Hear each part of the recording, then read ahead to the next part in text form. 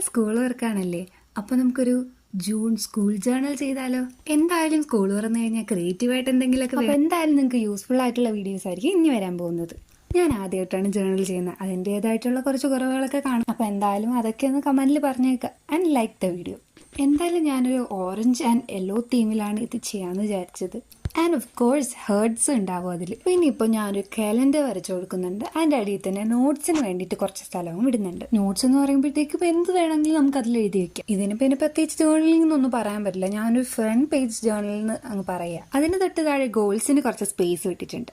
പിന്നെ അസൈൻമെന്റ്സിനും ഹോംവർക്സിനും ഒരു റിമൈൻഡർ പേജും. പിന്നെ ലുക്കിന് വേണ്ടി അവിടെ ഇവിടെയൊക്കെ ആയിട്ട് ഓറഞ്ച് കളറും കൂടെ കൊടുക്കുന്നുണ്ട്.